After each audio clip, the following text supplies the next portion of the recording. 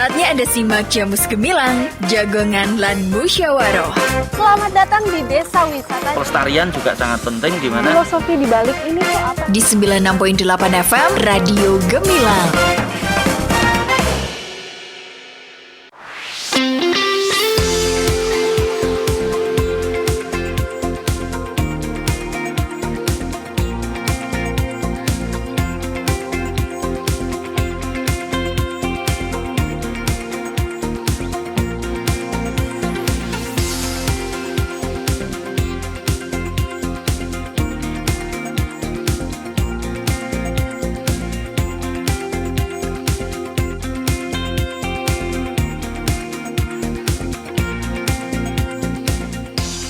Sembilan 96.8 FM LPPL Radio Gemilang, Jendela Musik dan Informasi.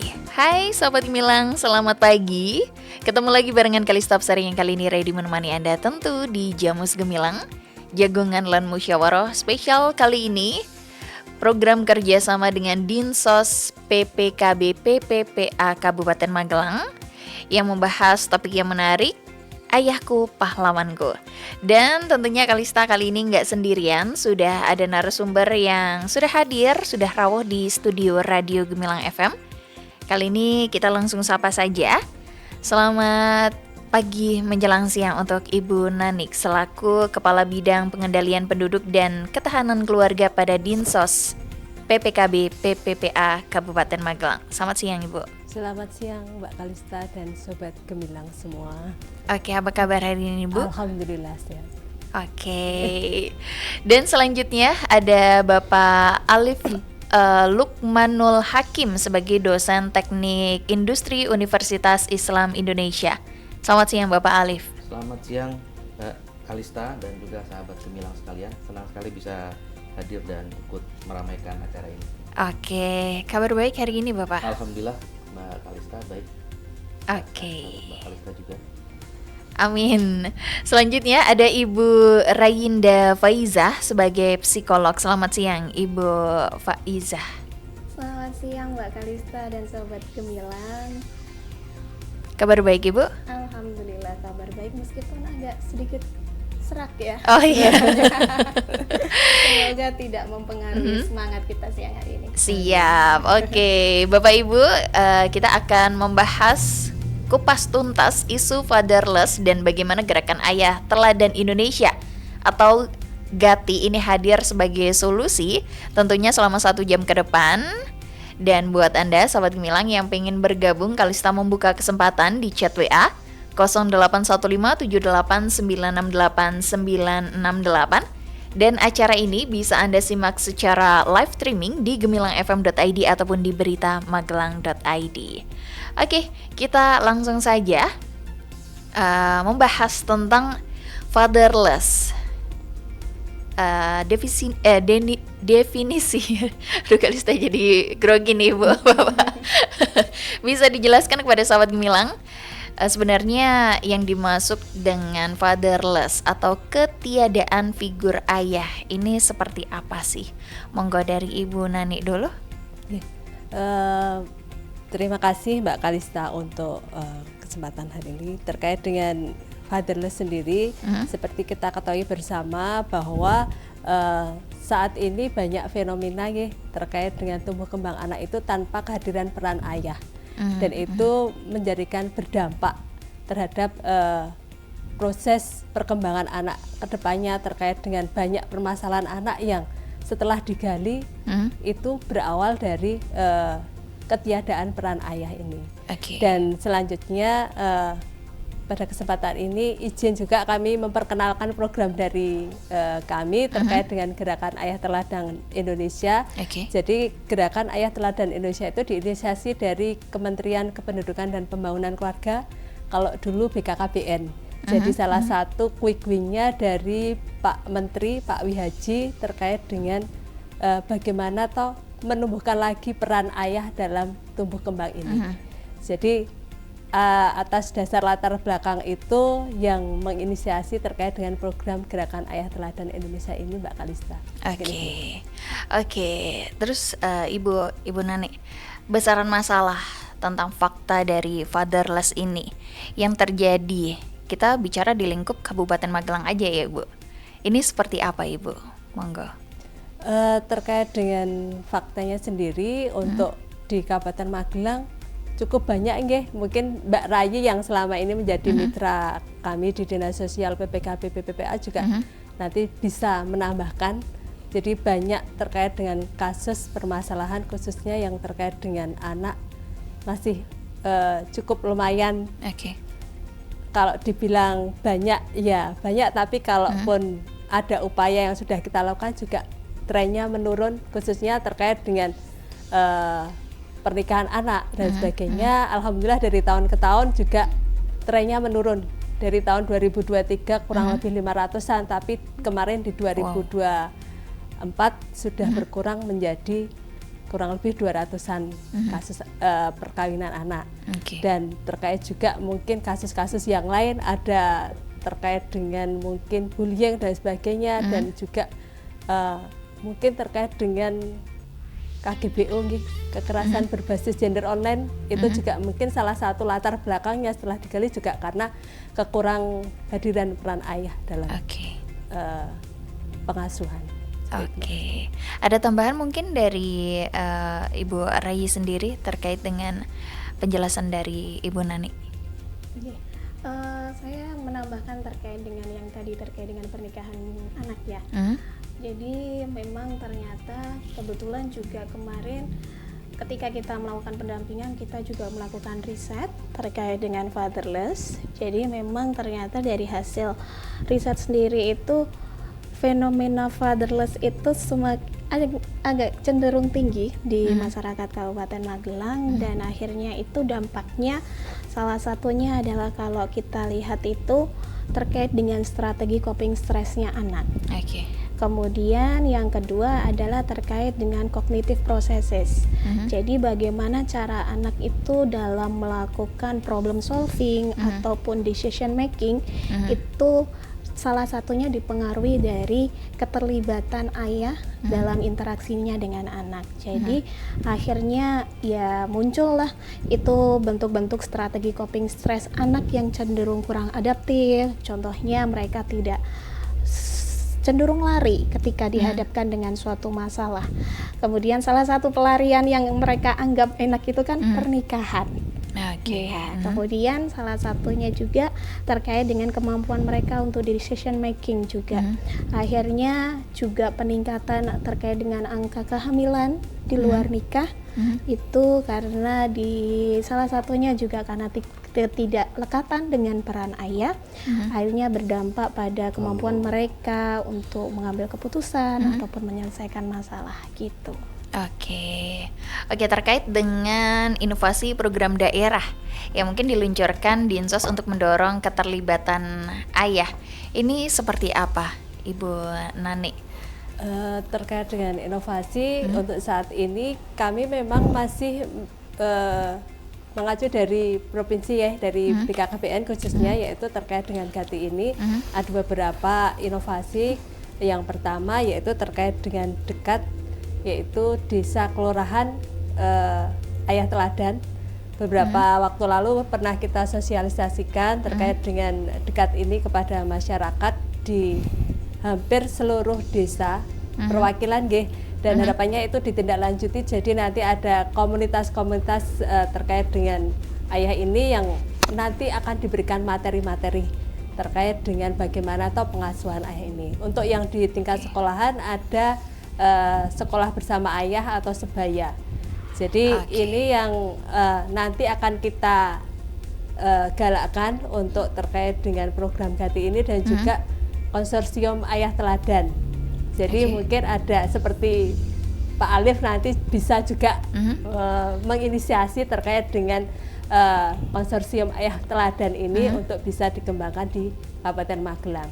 Tujuannya untuk lebih menggugah lagi semangat ayah terkait dengan pengasuhan, karena seperti kita ketahui bersama bahwa kehadirannya tidak hanya secara fisik tapi juga ada istilah yatim sosial nggih. Yatim sosial ayahnya ada tapi mungkin selama ini dia tidak terlibat dalam pengasuhan. Jadi itu yang nanti akan kita coba galakkan terkait dengan gerakan ayah teladan ini. Oke, nah kalau menurut dari Bapak Alif Lukmanul Hakim nih, sebagai seorang ayah, bagaimana juga Bapak ini menjaga keseimbangan antara kesibukan sehari-hari dengan kebutuhan anak yang mungkin merasa pengen didampingi atau diperhatikan seperti itu? Monggo. Oke, terima kasih Mbak Kalista. Saya senang sekali ini menjadi satu-satunya ayah di ruangan ini. Semoga bisa kemudian memberikan gambaran bahwa sosok ayah itu memang sangat signifikan sekali ya, sangat berarti. Saya mendefinisikan ayah itu sebagai seorang yang menjadi sosok panutan ya. Panutan, kemudian kalau dalam programnya Dinsos PPKB dan PPPA itu kan ayah itu harus jadi ayah teladan ya. Jadi kata kuncinya dua, yaitu panutan dan teladan. Jadi bagi kita semua yang kita pahami secara common sense, masyarakat itu kan memahami ayah itu pencari nafkah ya. Ayah itu bekerja, membanting tulang pagi sampai sore, atau sore sampai malam, malam sampai pagi. Tapi bagi saya pribadi, ayah itu tidak semata-mata hanya seorang manusia yang berusaha untuk memenuhi dan memberikan nafkah keluarga, tapi dia panutan dan teladan tadi. Dalam hal apa? Pertama, ayah itu harus punya waktu khusus buat anak dan keluarga. Kita harus memahami bahwa hidup di dalam keluarga itu bukan hidup yang hanya satu rumah, tapi hidup yang bersama. Ya, kita kan sering lihat di TikTok, di Instagram itu kan konten yang menggambarkan seorang ayah, seorang suami pulang ke rumah, tapi hanya disalimi, hanya kemudian dipulang ya dan sebagainya, tidak ada sapaan, tidak ada obrolan ringan, tidak ada guyonan dan sebagainya. Itu hidup serumah ya. Bukan hidup bersama. Nah, memahami hidup bersama ini, ayah itu bagi saya harus punya waktu yang memang dibuat secara khusus untuk anak-anaknya, untuk istrinya juga, untuk keluarganya. Dengan cara apa? Ya, ada candaan di sana, ada guyonan ya, ada upaya untuk membangun bonding yang itu dari hal-hal sederhana tadi. Kemudian ayah bisa saja masuk lewat ruang-ruang cerita. Bagaimana pekerjaannya, bagaimana seharian ini, peristiwa lucu apa yang dialami. Dari hal-hal sepele dan kecil seperti itu, saya rasa bonding itu bisa terbangun ya.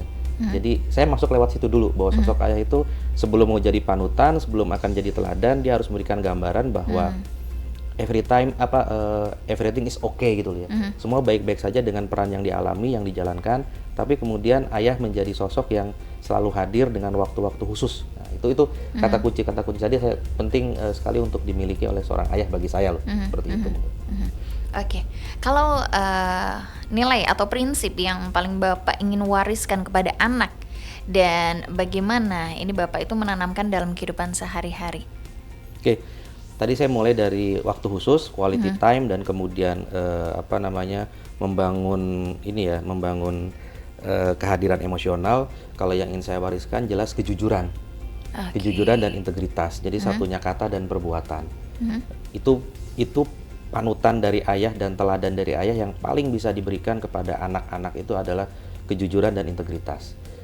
Nah, itu kan bisa masuk lewat cerita-cerita ringan dalam pekerjaan, dalam keseharian, dari dan menuju kantor atau tempat kerja.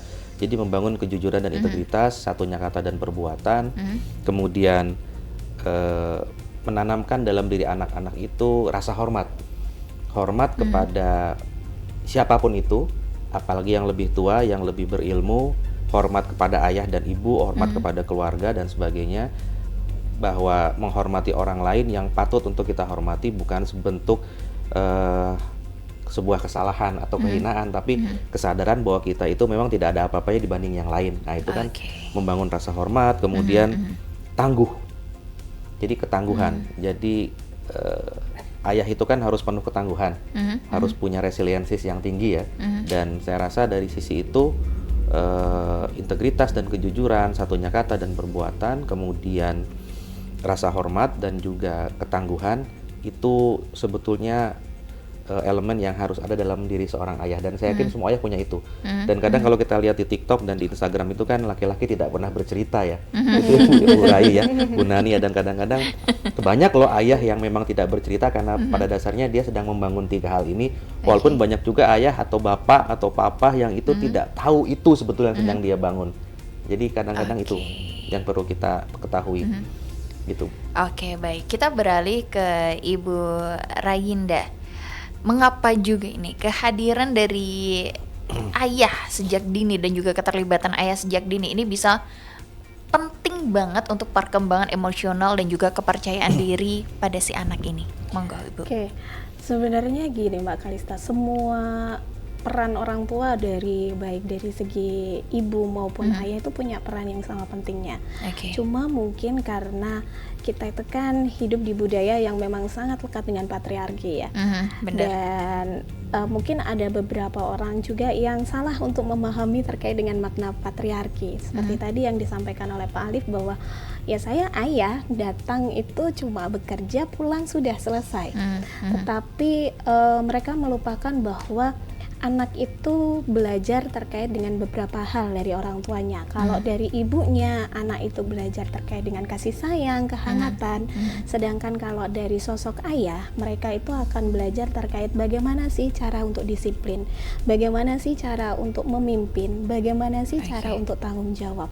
Nah, itu semua akan dia lihat dan mereka dapatkan dari sosok ayah. Tetapi ketika itu tidak anak dapatkan dari sosok ayah, maka anak akan merasa kesulitan. Terus saya ngelihat siapa? Kecuali kalau mungkin ada kasus-kasus nyon sewu, orang tua meninggal salah satunya, sehingga ibu menjadi sosok tidak hanya sebagai ibu tetapi juga sebagai sosok ayah. Akhirnya kan meskipun tidak ada sosok ayah tetapi peran ayah itu tetap akan digantikan atau diperankan oleh sosok ibu. Jadi dia akan belajar dari situ juga gitu. Oke, terus Ibu, dalam kehidupan sehari-hari juga perilaku ayah yang seperti apa yang paling berpengaruh dan juga membentuk karakter si anak ini sendiri? Oke, tadi sebenarnya sudah sempat di-spill banyak oleh Pak Alif ya. Pak Alif sebagai sosok ayah yang sangat luar biasa. Ya. Sepertinya sudah sukses ya Pak ya. 15 tahun jadi ayah. Alhamdulillah. Ya. Jadi yang pertama pasti konsistensi ya Mbak. Jadi agak susah ketika kita contohnya gampang banget sih ngomong fatherless, bagaimana keterlibatan ayah hari ini berubah besoknya enggak. Nah, jadi memang harus ada konsistensi mulai dari hal-hal yang sangat ringan tadi yang disampaikan Pak Alif, bahwa kasih waktu dengan ayah dan anak kayak gitu.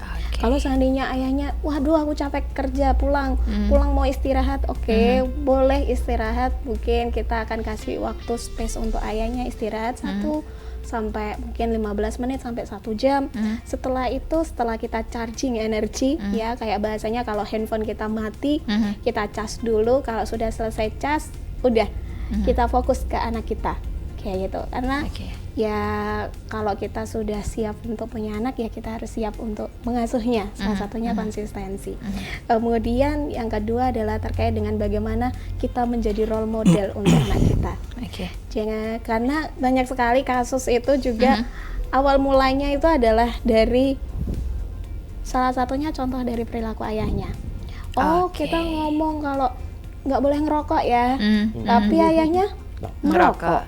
Nah, terus gimana? Apa? Padahal kita sudah tahu merokok itu kita pengen adik itu sehat, nggak sakit-sakitan, jadi besok nggak ngerokok ya. Tapi ternyata ayahnya ngerokok. Atau mungkin anak itu kan peka ya, dan mungkin bau rokok itu juga masih sangat menempel. Meskipun ayah itu coba curi-curi untuk merokok di luar, tetap ketika itu ada baunya, pasti anak itu juga buat apa ngerokok, ayah aja ngerokok. Atau mungkin ketika bagaimana peran ayah menghormati ibunya. Contohnya sekarang juga sering sekali ayah-ayah yang bukan beberapa oknum saja ya, tidak semuanya, itu mengatasnamakan sedang mendidik istrinya sehingga menggunakan kata-kata yang kasar, menggunakan mungkin perilaku kekerasan. Nah, itu juga nantinya akan dicontoh nih sama anak-anaknya kayak gitu. Kemudian yang selanjutnya tadi ada kehangatan secara emosional, bagaimana kita tidak hanya hadir secara fisik. Ada kok Mbak, saya pulang kerja nonton TV bersama, tapi pas nonton TV kita sibuk main handphone sendiri-sendiri.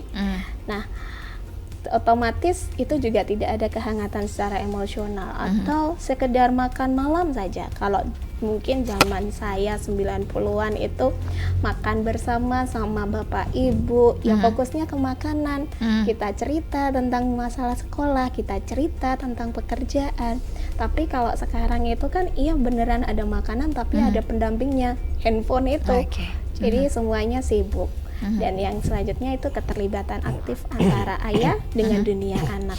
Banyak yang kasus-kasus itu ketika ditanyain gimana Bu, Pak, kegiatan anaknya di sekolah di mana, bahkan level sekolahnya di mana saja mereka kesulitan.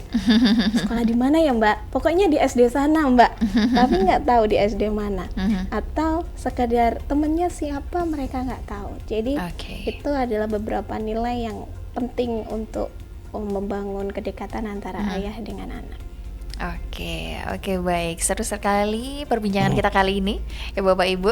Tapi kita break sejenak untuk Anda Sobat Gemilang yang pengen menyebutkan deh satu kenangan yang paling berkesan tentang ayah Anda dan juga mungkin pelajaran hidup yang Anda dapatkan dari seorang ayah. Kali ini Anda bisa bergabung barengan Kalista Apsari di line WA 081578968968. Mau bertanya apa aja? Sekarang juga boleh, karena di studio Radio Gemilang kali ini sudah ada pakar-pakarnya yang akan bisa menjawab itu semua. Kita kembali saat lagi untuk Anda. Tetap bersama kami di 96.8 FM LPPL Radio Gemilang, Cendela Musik dan Informasi. Mama, nih lihat gambarku bagus kan, Ma? Ih, adek, udah sana main sendiri dulu. Mama lagi pilih-pilih baju buat lebaran nanti. Udah sana. Papa, bagus kan gambarku? Randi, kamu dengerin gak kata Mama tadi? Hah? Sana main sendiri. Aku butuh didengar. Mama, Papa, tolong perhatikan aku. Anak yang kurang perhatian dan kasih sayang orang tua biasanya cenderung mengalami berbagai masalah kesehatan, baik fisik maupun mental. Letakkan gadgetmu, perhatikan anakmu. Jangan sia-siakan usia emas mereka. Mereka adalah penerusmu di masa depan. Mama, Papa, tolong perhatikan aku.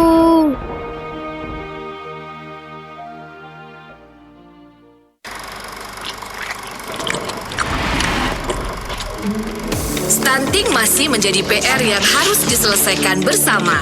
Stunting adalah kondisi gagal tumbuh pada anak di bawah 2 tahun yang disebabkan karena kekurangan gizi pada waktu yang lama. Tidak hanya mengganggu perkembangan anak secara fisik, stunting juga dapat mengganggu perkembangan otak yang dapat mempengaruhi kemampuan prestasi anak. Lalu, bagaimana ya cara mencegah stunting? Bisa dengan A, B, C, D, E. Apa saja itu? A. Aktif minum tablet tambah darah sejak remaja dan bagi ibu hamil. B. Bumil teratur periksa kehamilan minimal 6 kali. C.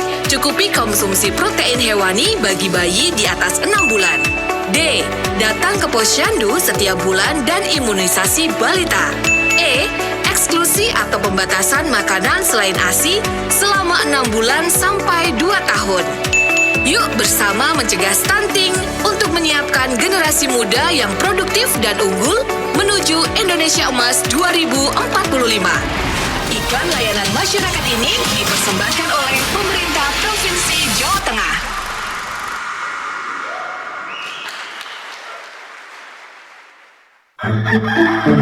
Melakukan aktivitas fisik, makan buah dan sayur tiap hari, tidak merokok. Mau coba toh Buni? Kok tidak merokok? Nyindir bapak? Niki lho Pak, cara meningkatkan kualitas hidup dengan germas supaya awak dhewe iki ora kena penyakit sing jenenge diabetes, jantung, asam urat, lan sak panunggalane. Napa malih lagi cuaca ekstrim kaya saiki.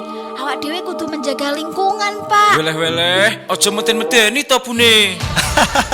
Takut kena penyakit tidak menular yang diakibatkan karena pola hidup yang tidak sehat? Segera ubah perilaku gaya hidup Anda dengan melakukan Germas, Gerakan Masyarakat Hidup Sehat, dan rutin melakukan pemeriksaan untuk deteksi dini penyakit. Iklan layanan masyarakat ini dipersembahkan oleh Dinas Komunikasi dan Informatika Kabupaten Magelang.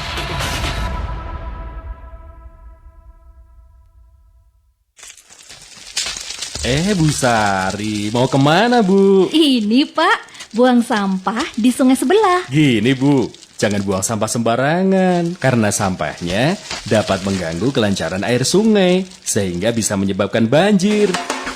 Jaga kebersihan dan kesehatan lingkungan dengan membuang sampah pada tempatnya. Kembangkan bank sampah di lingkungan kita. Jadikan sampah menjadi rupiah dan berkah. Iklan layanan masyarakat ini dipersembahkan Dinas Komunikasi dan Informatika Kabupaten Magelang. Masih Anda ikuti Jamus Gemilang, Jagongan lan Musyawaroh. Di 96.8 FM LPPL Radio Gemilang. Radio Gemilang.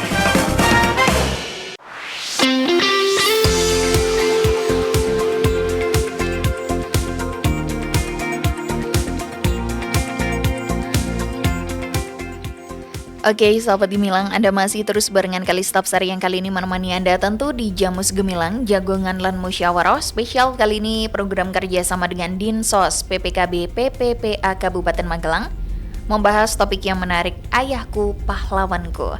Dan Kalista juga masih bersama dengan narasumber yang sudah hadir di studio Radio Gemilang FM. Ada Ibu Nani sebagai Kepala Bidang Pengendalian Penduduk dan Ketahanan Keluarga pada Dinsos PPKB PPPA Kabupaten Magelang, Bapak Alif Lukmanul Hakim, dosen teknik industri Universitas Islam Indonesia, dan juga Ibu Rayinda Faizah selaku psikolog. Dan kita masih membahas isu yang sangat penting yang mungkin tidak kita sadari dapat mempengaruhi masa depan bangsa, keterlibatan ayah dalam pengasuhan.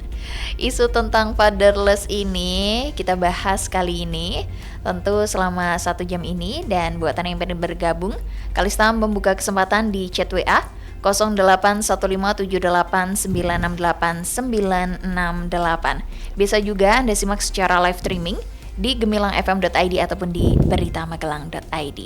Oke, kita lanjut lagi. Kita membahas sedikit juga tentang Gati ini ke Ibu Nani ya.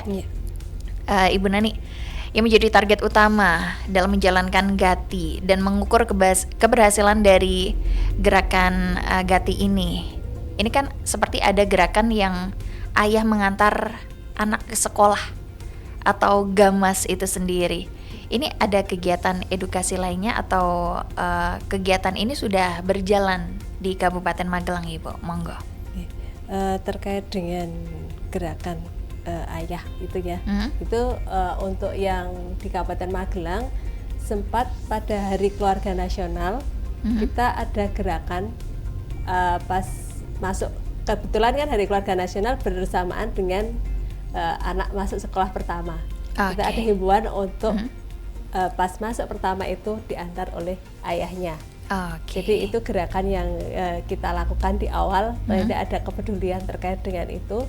Dan untuk selain itu juga ada sasarannya siapa. Memang kami untuk saat ini menyasarnya ke sekolah, sekolah terkait dengan nanti parentingnya untuk pelibatan ayah pada kegiatan parenting, dan juga untuk melalui desa kita ingin membangun komunitas-komunitas terkait dengan ayah teladan ini. Jadi itu yang menjadi sasaran, dan juga remaja, khususnya remaja laki-laki yang akan memasuki usia perkawinan.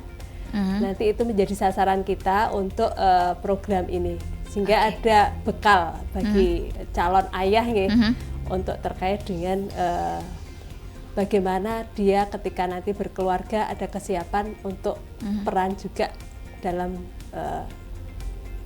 aktif dalam keluarganya, untuk terkait dengan pengasuhan kepada anaknya.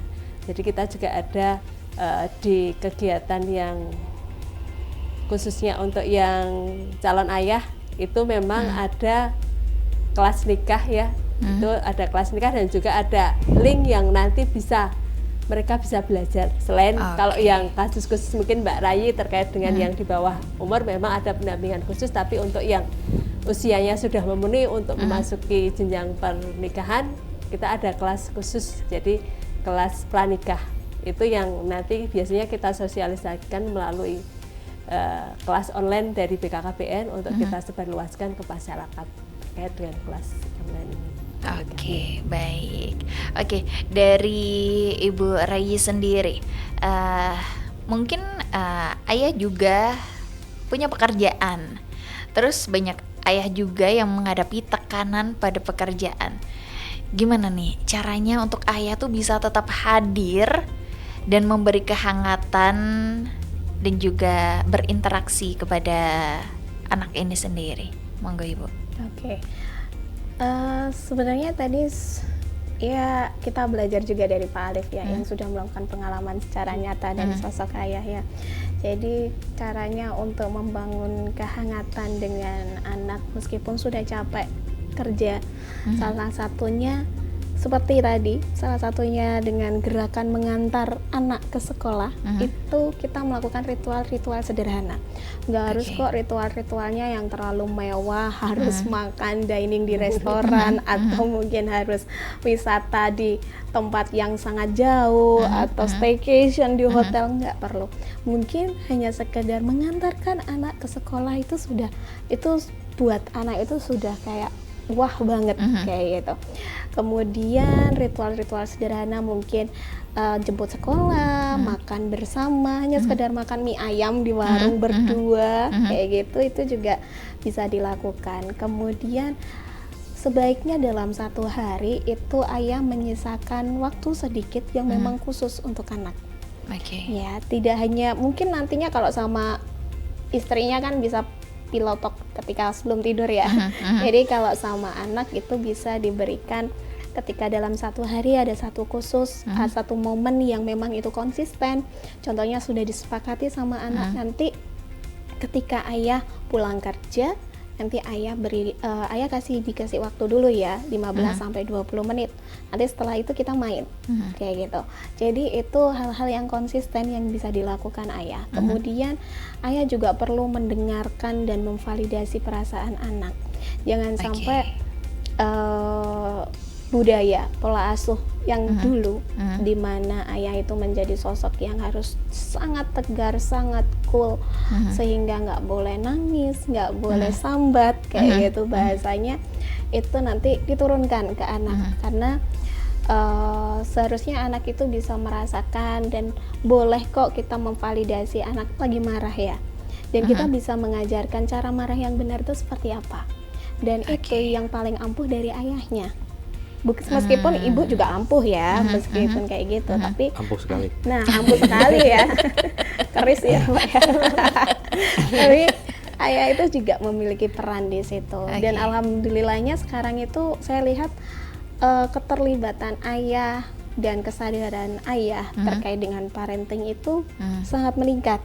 Jadi kalau lagi ada acara parenting, sekarang nggak perempuan aja, tapi ada bapaknya. Ya meskipun nggak berbanding 1:1, tapi sudah ada perubahan, itu sudah luar biasa gitu. Oke, kita beralih ke Pak Alif selaku dosen teknik industri Universitas Islam Indonesia. Biasanya kan sibuk juga nih Bapak. Nah, menanggapi pernyataan dari Ibu Rayi tadi, ini seperti apa? Bapak itu membentuk cara Bapak itu mendidik dan juga membimbing anak Bapak. Monggo, boleh share pengalaman pribadinya seperti apa? Makasih Mbak Kalista. Ada beberapa kata kunci lagi yang ingin saya coba bagikan ya, pengalaman seperti itu. Pertama, saya dan istri harus punya prinsip kesalingan ya. Kami saling menghormati, saling menghargai, dan saling melengkapi. Itu kata kuncinya, saling melengkapi dalam mendidik ya, dalam membersamai anak-anak kami.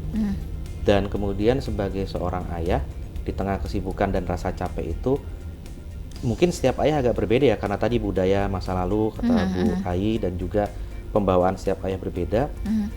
Jadi ini bukan berarti akan seperti ini semuanya, tapi yang ingin saya bagi adalah ketika saya pulang itu hal sederhana yang bisa saya lakukan adalah gampang sekali. Setelah saya bersih-bersih, minimal cuci tangan, cuci kaki, cuci muka, ganti baju seperti itu, belum mandi dan sebagainya. Ayah capek, tolong dipijitin, diinjak-injak sambil ngobrol. Ngobrol kemana-mana kan bisa dengan hal simpel seperti itu. Nanti misalnya ini sudah selesai semua, anak ngaji dan sebagainya, istri kita atau ibunya sedang masak, kita ngobrol di sana. Nanti akan pindah tuh ruangan ke ruangan yang lebih mendesain kebersamaan, obrolan ringan di meja makan. Nah, obrolan ringan di meja makan atau di ruang tengah atau dimanapun itu di dalam rumah, itu akan mengobrolkan, membicarakan banyak hal sehari-hari. Kita akan mulai dari ayah, ibunya, mamahnya, anak-anak seperti apa. Saya jamin obrolan di meja makan itu ringan tapi mengena. Karena itu udah kita lakukan hampir 16 tahun ini kan, 15 tahun mohon maaf.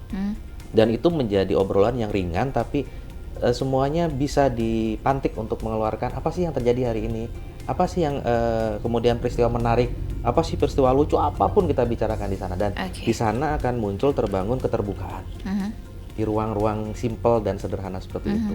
Dan kemudian perihal mengantar anak, wah itu satu hal yang luar biasa mengasihkan Bu Nani. Itu saya lakukan sejak sejak anak saya yang pertama itu, mesti saya akan sempatkan setiap hari untuk mengantar, dan sebisa mungkin saya menjemput. Dengan jarak yang cukup lumayan, saya masih menyediakan waktu untuk menjemput. Anak yang kedua pun sama, ketika saya tidak bisa istri, dan menjemput dan kemudian mengantar anak itu suatu momen yang luar biasa. Tidak akan kita dapati lagi kalau mereka sudah SMA, sudah kuliah ya. Itu quality time. Quality time yang paling mungkin bagi seorang ayah itu ketika mengantar anak sekolah atau mengantar anak ngaji atau menjemput.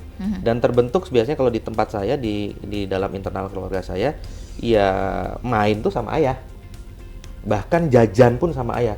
Karena biasanya kalau anak itu kan minta jajan ke mamanya kan, apa jajan. Kalau sama ayah mesti akan ya gitu kan. Ya hampir sama kan semuanya. Ini validasi nih ya. Ini validasi bahwa ayah itu selalu iya, tidak pernah tidak biasanya. Tidak bisa menolak. Tidak bisa menolak, apalagi pada anak perempuan. Apalagi anak perempuan. Iya benar banget. Betul, kalau untuk bagaimana marah yang baik dalam tanda petik tadi kata Bu Rai, mama atau ibu biasanya punya peran di sana. Tapi ayah itu bisa menunjukkan bahwa itu tidak pernah marah. Kalau ayah sampai marah, anak-anak itu kecewa. Wah itu luar biasa. Bukan berarti ayah tidak boleh marah ya, tapi memang ada satu sosok yang kemudian memang jadi tempat kadang-kadang itu untuk berlindung ya, sambil bercanda dan sebagainya dari kegalauan gitu kan. Anak-anak itu biasanya ke ayah gitu ya. Tapi hebatnya seorang ibu yang tidak bisa dibantah, mau semarah apapun ibu, seperti apapun ibu memarahi anaknya, anaknya tetap gak mau jauh dari ibunya kan. Iya benar sekali. Barusan dengan ayah aja langsung balik lagi ya. Bingung saya, nggak ada yang bisa melawan sosok ibu itu, sakti memang. Tapi kalau ayah itu sekalinya ayah marah, anak tuh sepertinya kecewa Mbak. Betul, saya pernah alami, saya agak sedikit bagaimana gitu, anak tuh seperti kecewanya lama banget. Nah, itu yang kadang perlu dipahami oleh seorang ayah. Sosok ayah itu tadi betul membangun kecakapan emosional dan juga sosial. Jadi kalau dalam Gati itu kan father's involvement itu kan keterlibatan ayah kan luar biasa tadi kan, membangun kemandirian dan juga integritas, dari kejujuran integritas tadi, kemudian juga bagaimana membangun rasa hormat dan juga resilience atau tahan terhadap berbagai hal yang anak itu perlu dididik untuk kemudian menjadi seperti itu ya, tangguh seperti itu kan. Dan saya rasa tadi beberapa hal yang bisa kita bagi secara sederhana itu dalam obrolan meja makan itu saya merasakan sekali. Yang dibangun oleh istri saya kan obrolan meja makan, hal-hal ringan sebelum tidur, bahkan kami masih tidur bareng-bareng tuh masih gitu kan ya, nanti pindah satu-satu gitu kan, enggak masalah gitu. Jadi kadang momen-momen di rumah itu sekali lagi tadi jangan dimaknai sebagai hidup satu atap, hidup satu rumah, tapi hidup bersama. Nah kata bersama itu penting, kebersamaan itu dalam hal apapun bisa dibangun sebenarnya, dari hal yang kecil, mulai dari saat ini, mulai dari diri kita sendiri untuk kita bangun itu hal-hal kecil penting sekali. Itu. Lalu Bapak sendiri menghadapi tantangan dalam pengasuhan, terutama di era digital yang penuh distraksi dan juga perubahan yang sangat cepat seperti ini. Ini seperti apa Pak? Sekali lagi saya saling berbagi dengan istri, karena peran mendidik itu memang mayoritas ya Bu Rai ya. Ibu itu kan luar biasa ya. Jadi memang pendidik utama itu ibu, dan ayah memang komplementer di situ melengkapi. Walaupun ada juga aspek di tempat lain mungkin ayahnya yang cukup dominan. Dan kalau masalah literasi itu ya kebetulan karena kami memang pegiat literasi ya, itu kalau di luar ngomong ngisi acara, saya ngisi acara apa dan sebagainya, istri saya ngisi itu. Kok bisa ya di rumah itu memang berat sekali ya. Bagaimana membuat anak itu misalnya paham bahwa menggunakan alat komunikasi, gadget dan sebagainya itu, kalau anak yang kecil itu kan generasi alpha kan nggak bisa dihindarkan ya. Tapi istri saya pintar untuk kemudian nonton pas makan. Ya anak-anak kan biasanya sekarang kalau makan nonton gadget ya.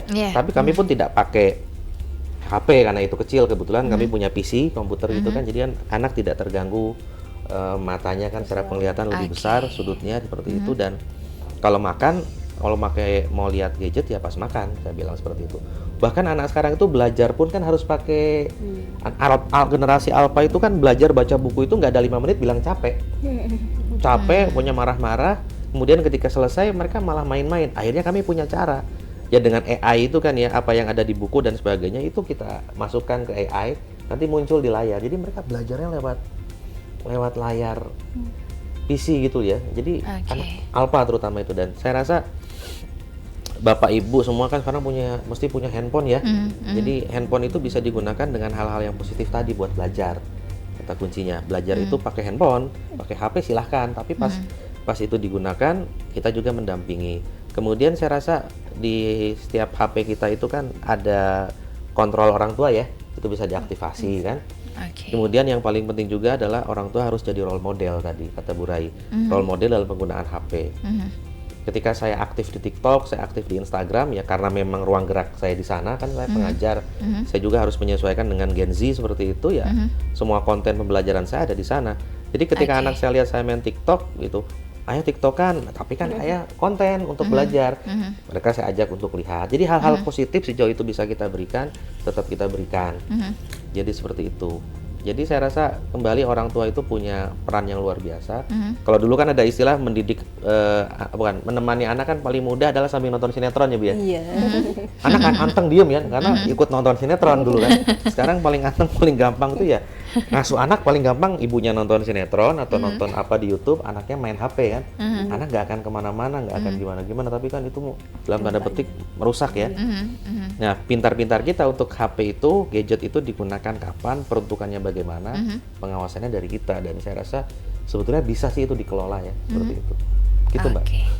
Oke, baik. Kita berlanjut lagi ke line WA yang sudah bergabung. Ini ada yang bertanya dari Ani, dari Salam mau bertanya nih, bagaimana membangun komunikasi dengan ayah jika ayahnya pendiam? Bapak Ibu, monggo. Ini dari Ibu, Bapak sendiri? Saya sendiri ya. Mungkin dari kacamata seorang lelaki ya Ibu. Itu yang kemudian muncul istilah di sosial media itu laki-laki tidak bercerita itu.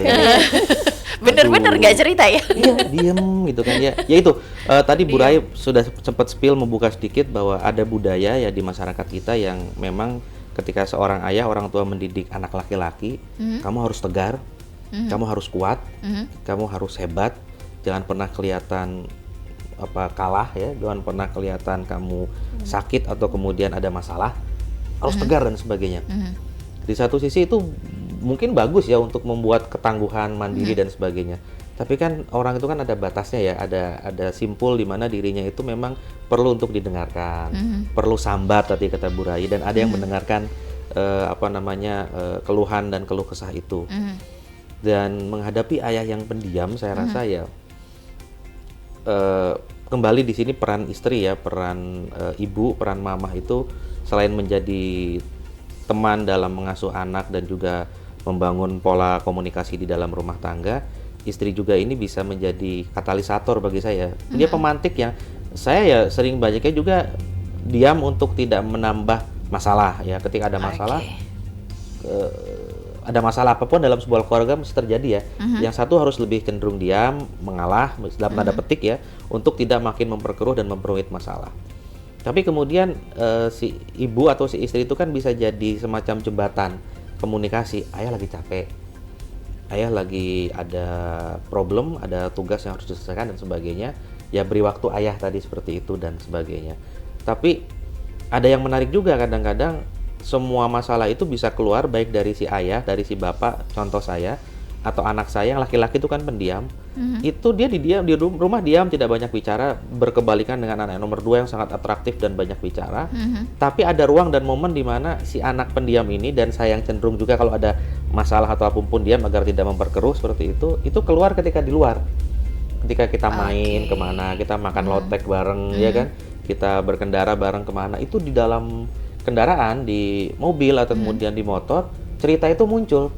Jadi kadang memang manusia itu kan orang itu butuh healing tadi itu, betul ya, tapi healing yang tidak perlu dining di restoran dan sebagainya, tidak seperti itu, tapi kadang keluar dari masalah itu ya keluar dari tempat yang selama ini selalu kita ada di situ, cukup keluar aja kan, cari udara baru, hirup udara segar, biasanya itu akan muncul hal-hal baru yang oh iya ya, ketika sudah lihat apapun itu kan ya hilang setengah masalah seperti itu kan. Saya punya anak laki-laki itu pendiam, itu dia lebih senang ketika ngomong di luar. Jadi ketika ada suasana lain dan sebagainya itu cerita semua itu keluar. Dan istri saya sering memanfaatkan itu ketika punya kesempatan menjemput ketika saya tidak bisa, itu di kendaraan, naik motor atau naik mobil seperti itu. Istri saya sering memancing anak tuh untuk cerita, dan itu bagian dari tadi agar memang pada dasarnya si laki-laki ini pendiam. Tapi ketika kemudian dipantik untuk cerita, diberikan ruang untuk cerita, itu kan akan muncul ya. Tapi catatan juga, problemnya kan orang kan tidak hanya maunya didengar ya. Kebanyakan orang kan pengennya didengarkan. Tidak semua orang ingin mendengarkan. Tapi kan mendengarkan juga kan tidak semata-mata dengan telinga ya, tapi mendengarkan dengan hati ya. Apa namanya, respectful communication kan penting ya. Anggukan, ikut sumringah, ikut sebagainya dan sebagainya. Dan kalau anak yang laki-laki yang mungkin pendiam sejak kecil seperti itu, dibangun dengan pola asuh seperti itu, lama-kelamaan dia akan punya kebiasaan untuk bercerita seperti itu. Dan saya rasa kalau ada laki-laki yang pendiam, peran istri itu luar biasa ya. Peran istri luar biasa, peran anak juga luar biasa. Bagaimana kemudian ada waktu, momen-momen yang itu bisa keluar, dan di luar itu muncul itu semuanya bisa. Jadi saya rasa space and time itu mempengaruhi juga sih, waktu, kasih waktu, ya nggak? Kasih jeda, sebagaimana kan ibu atau perempuan kan, kasih aku waktu, kasih aku jeda kalau ada masalah kan ya. Jeda itu penting ya, diam dulu, rehat dulu, ya kan? Kalau kata dalam Islam kan kalau ada lagi marah dan sebagainya, ambil air wudhu, itu kan jeda juga ya. Jadi jeda itu penting untuk kemudian ada waktu. Dan tadi, kalau bagi laki-laki yang pendiam, bapak yang pendiam, ibu itu bisa jadi luar biasa perannya untuk kemudian membangun pemahaman ke anak-anak. Ayah lagi capek, ayah lagi ada masalah, kita kasih waktu sebentar, nanti kita guyonin atau datangi dan sebagainya. Ya biasa dengan guyonan-guyonan seperti itu kan nanti bisa muncul tuh ya seperti itu. Gitu sih Mbak, yang saya alami loh ya. Tapi betul pada dasarnya kalau laki-laki itu bukan hanya masalah budaya masa lalu, tapi pada dasarnya laki-laki itu seringnya itu tidak mau nambah masalah. Jadi ketika ada masalah, ada problem atau apa di dalam internal seperti itu, nahan gitu loh, nahan dulu gitu kan.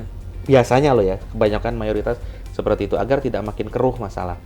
Karena sebetulnya kan masalah itu kan paling mudah kalau udah keluar bareng-bareng. Pokoknya keluar dari masalah tuh ya keluar dari rumah dulu sedikit aja udah agak berkurang loh ya Bu ya. Apa namanya ya Bu ya? Kita mengalihkan itu ya, mengalihkan masalah gitu ya. Mungkin untuk sementara waktu ya kita perlu itu ya, menenangkan diri dan sebagainya. Keluar dari tempat yang itu ada masalah di situ gitu loh. Di rumah ya kan. Tapi bukan berarti si laki-laki saja yang keluar atau si istri yang keluar atau anak yang keluar, tapi kan kalau bareng-bareng kan jadinya lebih nyaman. Dan biasanya masalah itu bisa selesai kalau semuanya kenyang ya. Iya kan? Kadang tak ada logika tanpa logistik. Nah, tidak ada logika tanpa logistik seperti itu. Kadang keluar hanya untuk beli makan kemana ya. Anak saya yang perempuan yang kecil itu masalah itu selesai kalau jajan ya jajannya cuma 2.000 3.000 selesai gitu. Setelah itu kan langsung sumringah tuh kan. Itu cewek yang anak cewek. Langsung hilang masalahnya. Itu gambaran bagi yang sudah tua-tua juga. Iya benar sekali. Hanya 2.000 3.000. Perempuan itu kalau udah dapat masalah terus abis itu belanja, ya kan Bu, masalahnya berkurang setengah masalah kan ya seperti itu. Tapi datang masalah lainnya, uangnya habis. Iya. Setengah masalah udah selesai. Ya, tapi manage-nya di situ kita kelola bahwa tidak apa yang berlebih dan sebagainya, dan itu saya alami. Oke. Itu Bu, Mbak. Oke, baik. Semoga bisa menjawab pertanyaan dari Mbak Ani yang ada di Salam. Satu lagi, ini Bapak Ibu dari Lia di Muntilan ingin bertanya, bagaimana mengganti ketidakhadiran ayah apabila sebagai orang tua tunggal karena mungkin cerai atau meninggal? Ini mohon jawabannya. Monggo, Ibu Rai. Oke, nanti bisa dilengkapi oleh Bu Nani ataupun Pak Alif. Siap. Ketika memang menjadi single parent, kalau seandainya kasusnya adalah perceraian cerai hidup ya ini ya. Cerai hidup itu kan bukan berarti terputus. Ya, jadi kan tetap ayah itu tetap masih ada dan masih punya peran sebenarnya. Jadi memang harus ada kedewasaan antar pasangan, ya suami istri ketika memang memulai dengan baik, maka ketika memang memutuskan untuk selesai juga dengan baik. Fokusnya bukan terhadap diri sendiri, tetapi untuk kebaikan anak.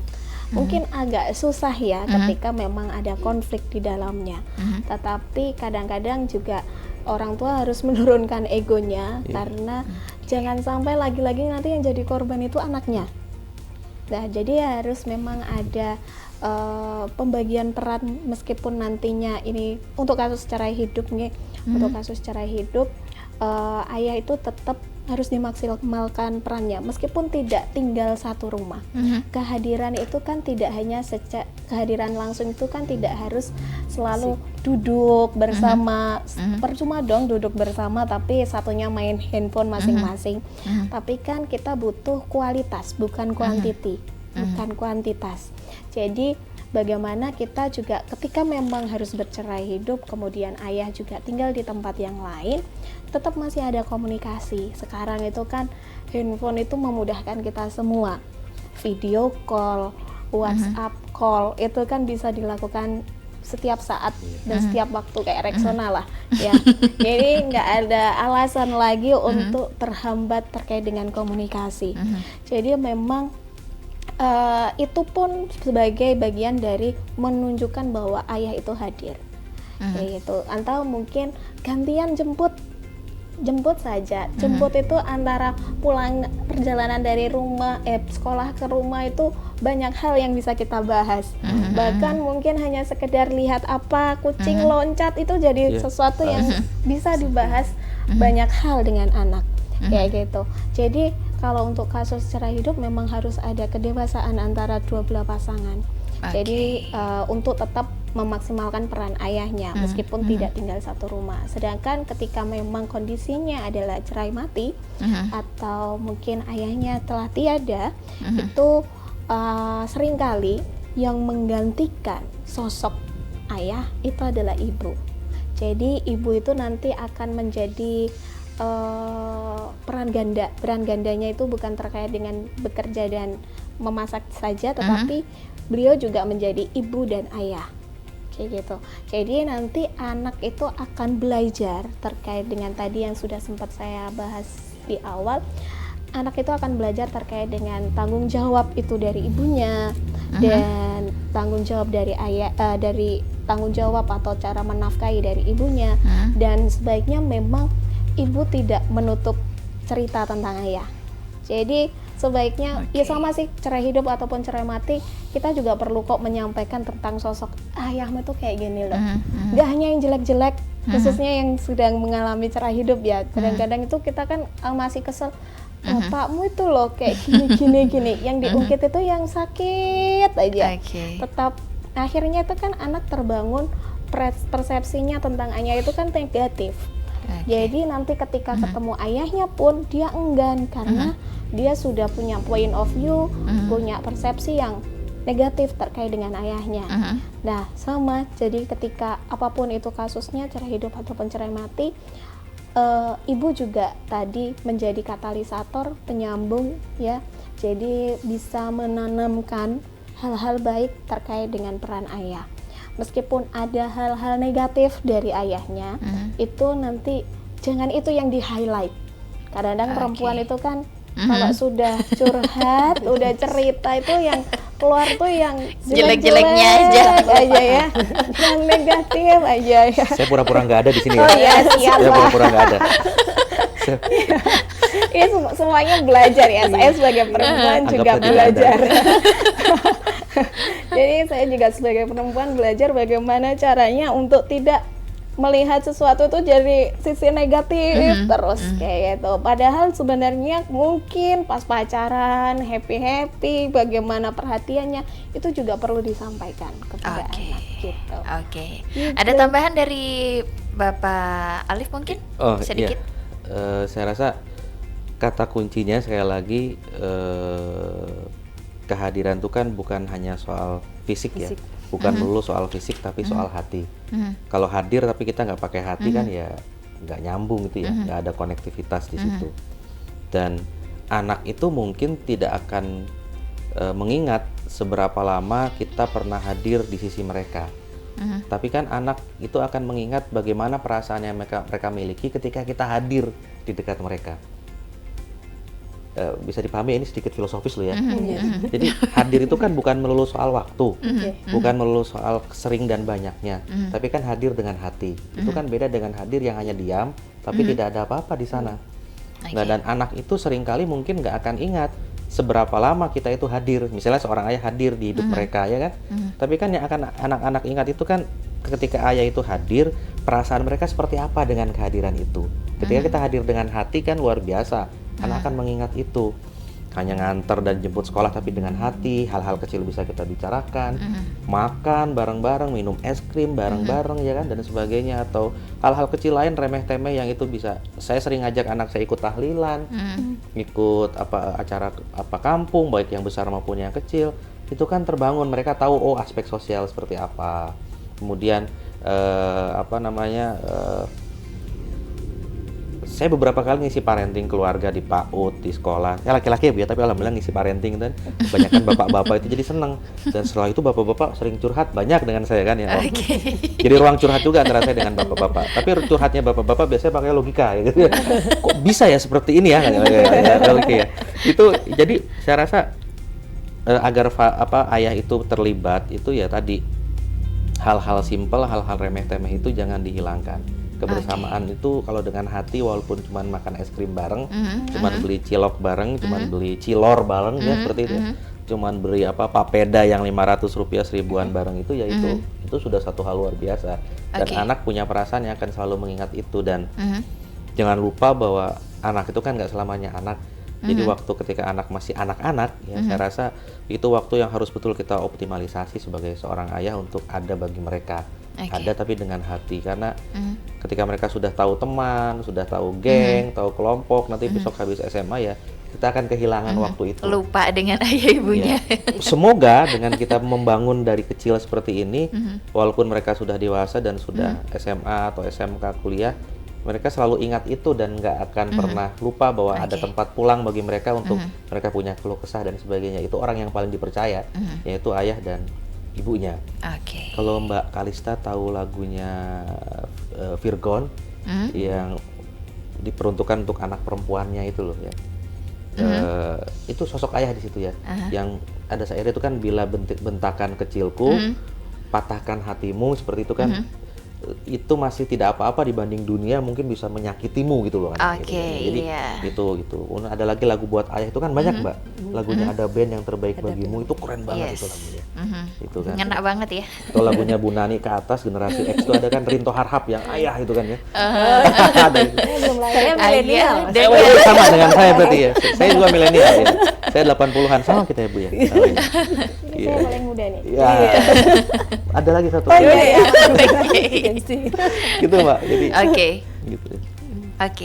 Tambahan dari Ibu Nani sedikit saja monggo. Saya sepakat dengan yang disampaikan Mbak Raye maupun Pak Alif. Jadi bahwa kehadiran itu tidak cuma terkait dengan fisiknya, tapi bagaimana dengan hati dan juga bahwa peran itu tidak selamanya anak itu akan sempurna dengan dua sosok ibu dan ayahnya. Jadi tetap bahwa bisa tergantikan kok kalau peran, tapi bukan fisik ya. Kadang kan memang kalau terkait dengan keterbatasan itu ya harus diberikan juga pemahaman ke anak bahwa ini loh, ibu juga bisa kok berperan sebagai ayah. Dan juga mungkin bisa pelibatan ya dari saudara-saudara sekitar. Mungkin kalau ada kakaknya yang laki-laki ataupun dari mungkin keluarga yang laki-laki, bisa kita libatkan terkait dengan bagaimana toh contoh-contoh dari peran ayah itu untuk bisa menjadi nantinya bekal untuk anak itu, bahwa laki-laki itu ya besoknya seperti ini. Mungkin itu tambahan dari saya. Ada sedikit tambahan boleh ya? Monggo. Ini satu hal yang simpel tapi di masyarakat sekarang banyak terjadi ya. Ya kebanyakan kita itu kan menganggap masak itu urusan perempuan ya. Pokoknya masak itu perempuan, padahal kalau kita lihat di luaran sana banyak laki-laki itu paling lebih hebat masak. Chef itu kan paling banyak laki-laki ya. Dan ketika laki-laki jago masak, ketika berjualan apapun itu istrinya menemani itu mesti laris. Karena kompak ya. Enggak, bahwa ini hal simpel bahwa ketika seorang ayah itu pintar masak, punya kemampuan masak, itu bisa jadi ruang juga untuk anak-anak itu ikut mencontoh ayahnya kan. Oh, ternyata pekerjaan masak tuh nggak melulu ibu. Wah, ini ibu-ibu di sini senang semua nih kan. Enggak, ayah kan luar biasa ya. Chef itu laki-laki loh, Mbak. Coba perhatikan yang jual nasi goreng, mie, bakmi godok dan sebagainya perempuan itu laki-laki kan mainnya. Kalau laki-laki memang jago masak mesti enak banget. Saya tidak jago masak, tapi itu bawa contoh bahwa anak itu bisa juga punya ruang dengan ayahnya itu dengan tadi masak bareng, ya kan? Hal-hal kecil seperti itu. Ini saya boleh tanya sama Mbak Alif. Boleh, monggo. Sempat di FYP itu keluar, katanya doa ayah itu juga malah paling mujarab. Benar sekali, itu baru tadi malam itu saya juga lihat. Oh, belum FYP di tempat saya. Udah di-spill dulu nih, Pak. Iya, saya rasa kalau dari keyakinan agama kita ya dan kepercayaan kita sebagai seorang muslim ya, di agama lain mungkin hampir mirip sama ya, doa ibu tuh paling utama ya. Itu tidak bisa dibantah. Ibu tuh punya 3 poin, ayah cuma 1 kan kata Nabi ya. Dan doa ibu itu mau doa 1000 ulama, 1000 sayyid, 1000 sarif itu kan ya, habaib itu kan ya tetap ibu yang nomor 1. Tapi ada kata kunci lain bahwa saya sering berprinsip begini, sebagai seorang muslim mendidik dan juga mulai membekali anak dengan hal-hal baik itu kan tidak hanya dari ketika anak itu lahir, tapi bahkan sebelum kita memulai punya anak ya kan? Ya mohon maaf kan, kita ketika sudah bersuami, beristri, berkeluarga, bahkan sebelum kita berniat punya anak pun sudah kita lakukan hal-hal positif kan, dia makannya ya kan, ya ibadahnya dan sebagainya, apalagi ketika istri kita sudah mengandung. Dan di saat itulah peran ayah bagi saya luar biasa besar. Bagi seorang muslim kan ya ngaji ya kan, baca surat-surat tertentu ya kan, kemudian hal-hal lain yang dibangun dengan ketika sudah makin besar perut istri itu kan ya di situ kan dibangun komunikasi ya. Ya seperti itu. Dan kalau ada FYP seperti itu ya itu bagi saya ya sah-sah saja lah ya, mungkin bahwa peran ayah itu besar, tapi saya tetap berprinsip tidak ada yang bisa mengalahkan ibu kalau saya. Tapi kalau doa ayah itu doa ibu tidak terkalahkan, doa ayah mujarab kan lengkap ya. Mujarab ya. Mujarab itu kan melengkapi ya, karena yang sakti tetap ibu bagi saya. Bagi saya. Tapi doa ayah paling mujarab, oke lah, itu bisa diterima. Mujarab dalam arti ayah juga punya peran yang luar biasa. Jadi mujarab dengan sakti ya tetap unggul sakti, tapi kayak dua keping mata uang lah Bu. Kalau satu sisi dengan sisi lain kan berbeda sisi, terpisah ya, tapi kan nggak bisa dipisahkan. Harus tetap ada. Di situ ada ayah, di situ ada ibu, seperti itu. Saling melengkapi itu. Saling melengkapi. Baik. Walaupun tetap paling sakti itu ibu buat saya. Itu nggak bisa dibantah loh. Oke, satu lagi pertanyaan dari Anis. Mungkin jawabnya nanti boleh singkat. Saya Anis, punya anak umur 2 tahun. Saya bekerja dan suami bekerja untuk menghindari fatherless dan untuk bisa menjadi role model yang baik untuk tumbuh kembang anak ini seperti apa? Boleh dari Ibu Rai? Oke, yang pertama memang tadi kesepakatan pengasuhan antara ibu dan suami, ibu dan ayah maksudnya. Jadi ibu dan ayah itu harus punya kesepakatan terkait dengan pengasuhan yang sama. Jangan sampai yang satu style kendo, satunya style kenceng. Nah, jadi tetap harus konsisten. Kemudian sebaiknya memang ketika terkait dengan ayah harus ada momen khusus antara ayah dan anak. Jadi momen khusus antara ayah dan anak itu momen-momen yang sangat berkualitas. Bagaimana komunikasi antara ayah dan anak, bagaimana ayah memvalidasi kayak gitu. Kemudian yang ketiga adalah terkait dengan role model ayah. untuk anak. Jadi bagaimana ayah itu memperlakukan ibu, bagaimana ayah itu bersosialisasi dengan lingkungan sekitar, bagaimana ayah menyelesaikan masalah, itu juga harus mulai mungkin dievaluasi bareng-bareng sama istri. Kalau memang kesusahan dengan istri, mungkin butuh sosok yang objektif di lain dua orang itu juga boleh. Tetapi karena takutnya masih terbawa dengan pengasuhan gaya lamanya. Itu sih Mbak. Jadi poin pentingnya kesepakatan antara kedua belah pihak. Kemudian selanjutnya momen khusus dengan anak, keterbukaan dengan anak, dan tadi terkait dengan validasi emosi antara ayah kepada anak. Gitu. Oke, baik. Ada tambahan mungkin sedikit dari Pak Alif? Sama dengan yang disampaikan oleh Bu Rai dan juga Bu Nani, dan tadi keterlibatan ayah itu muncul dari ayah itu membangun kecakapan emosional, jangan lupakan itu. Kemudian juga ayah hadir dengan hati, dan yang paling penting dalam konteks saat ini ya, ya validasi perasaan anak itu penting sekali, bahwa anak itu kita validasi, selain kita dengarkan, kita validasi. Wah, luar biasa, cantik sekali, ganteng sekali, itu rapih loh seperti itu. Ayah seneng banget kalau penampilan seperti itu. Tapi anak Gen Z itu harus ditanya lagi. Ada pertanyaan berikutnya, kalau saya salah mohon maaf ya. Ada Gen Z dan Gen Alpha itu kan. Kalau menurut adik, menurut kakak, bagaimana dengan yang seperti ini? Mereka kan butuh apresiasi. Jadi seringkali kalau kita menyuruh anak kita yang Gen Alpha dan juga Gen Z, ini istri saya sering berbagi ke saya dan saya membenarkan itu, memang kadang tidak bisa kita memaksakan apa yang menurut kita baik. Jadi kami sering kali membuka dengan menurut kakak gimana? Menurut adik seperti itu bagaimana? Mereka kan mulai jawaban, oh iya ya benar seperti itu ya.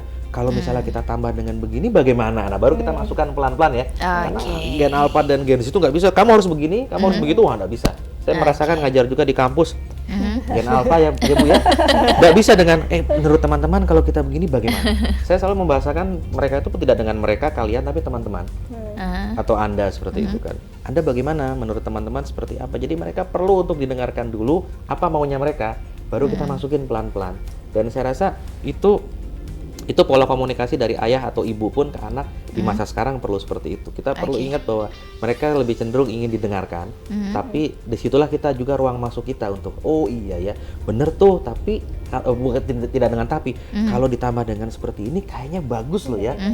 Jadi jangan kata jangan kata tapi, kalau misalnya, kan? Jangan tapi harus, tapi kalau misalnya dengan seperti ini gimana nih? Wah lebih keren nggak ya nggak? Ya susah-susahnya begitulah anak-anak sekarang ya. Nggak bisa dengan jangan tapi dan harus. Gitu mungkin. Ya. Baik. Dari Ibu Nani sedikit saja, monggo. Mungkin dibuat seperti teman ya. Betul. Jadi kayak teman tapi dengan tidak menghilangkan adabnya, ya, etikanya. Jadi mungkin itu yang perlu dikembangkan, diajak. Mungkin hal kecil kalau dia masih 2 tahun, meluangkan waktu untuk ke posyandu, ya, bisa jadi itu akan mungkin terngiang buat anak juga ke depannya. Jadi bagaimana membuat anak itu sebagai teman, tapi dengan tidak menghilangkan terkait dengan dia harus bersopan santun dan sebagainya, tetap tidak boleh dihilangkan, mungkin itu Mbak. Baik. Semoga bisa menjawab pertanyaan dari Mbak Anis. Untuk yang terakhir sebagai penutup nih Bapak Ibu, harapan besar mungkin dari Dinsos dulu terhadap peran ayah dalam 5 tahun ke depan ini seperti apa? Terutama kaitannya dengan pencegahan masalah sosial dan juga perlindungan anak di daerah Kabupaten Magelang. Monggo. Mungkin dari kami, seperti kita ketahui bersama bahwa ayah memiliki peran strategis dalam pengasuhan, perlindungan dan pendidikan anak. Dukungan ayah terhadap keluarga baik ibu maupun anak sendiri berkontribusi besar terhadap menciptakan keluarga yang berkualitas. Jadi bagaimana nanti keluarga, karena keluarga itu adalah fondasi pembangunan, jadi tetap peran ayah untuk kesejahteraan, bagaimana membangun keluarga yang berkualitas. Mungkin dari Ibu Rai. Kalau dari saya mengapresiasi dengan program pemerintah, salah satunya Gati. Ini kalau dari ranah sudut pandang psikologi merupakan salah satu upaya pemerintah juga dalam memenuhi kalau istilah kami itu basic psychology needs dari seseorang anak. Jadi ketika seorang anak itu memiliki basic psychology needs yang cukup dan baik, maka dia akan memiliki ketangguhan secara mental, sehingga dia tidak akan rentan untuk terpengaruh oleh lingkungan sekitarnya yang cukup negatif, karena saat ini sangat menakutkan ya Bu ya, dari segi kekerasan, pelecehan maupun bullying. Jadi dengan lebih meningkatnya kualitas basic psychological needs dari seseorang, otomatis bisa meningkatkan ketangguhan mental dari seorang anak, seperti itu. Oke, untuk yang terakhir dari Pak Alif, monggo. Karena ini temanya ayahku pahlawanku, ya saya sebagai satu-satunya laki-laki dan wakil dari ayah di ruangan ini, cuma punya pesan bagi diri saya sendiri dan teman-teman semua yang juga seorang ayah. Ayah itu membentuk identitas ya. Ayah itu membentuk rasa aman dan kepercayaan diri dari anak-anak kita, dan saya rasa terbentuknya hal-hal tersebut tadi penting sekali untuk betul-betul bisa ditransfer oleh seorang ayah.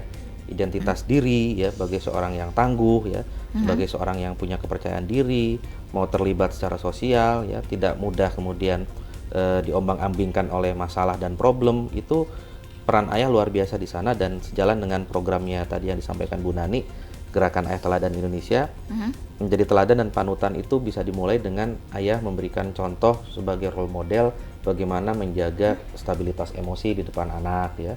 Kemudian bagaimana seorang ayah juga membangun kepercayaan diri, dan itu kemudian bisa menjadikan anak besok lebih kuat ya, lebih tangguh, dan juga tentu lebih tadi punya adab, punya sopan santun, karena melihat dari sosok seorang ayah, apapun pekerjaan seorang ayah, apapun nafkah yang dicari dan didapatkan oleh seorang ayah, saya rasa ayah punya 3 hal tadi: ayah yang membentuk identitas, ayah yang membangun rasa aman, dan ayah yang membuat anak jadi percaya diri, seperti itu. Oke, baik. Oke, terima kasih untuk season kali ini. Luar biasa sekali diskusi kali ini.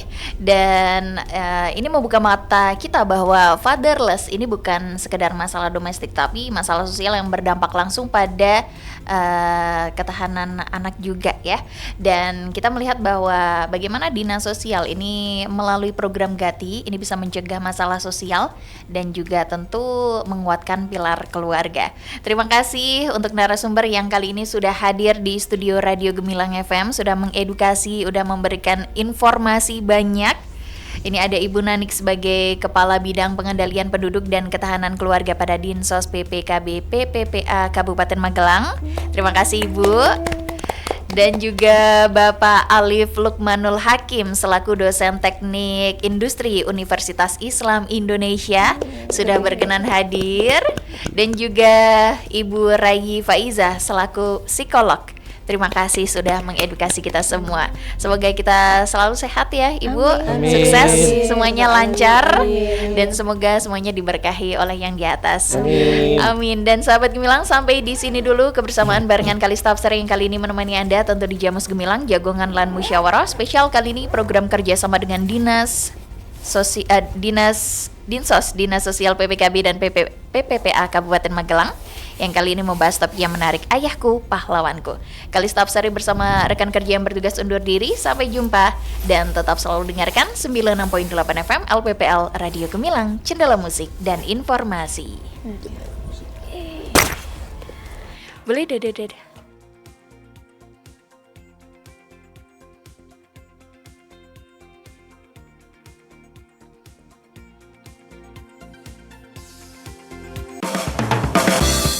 Baru saja Anda dengarkan Jamus Gemilang, Jagongan Lan Musyawarah di 96.8 FM LPPL Radio Gemilang. Radio Gemilang.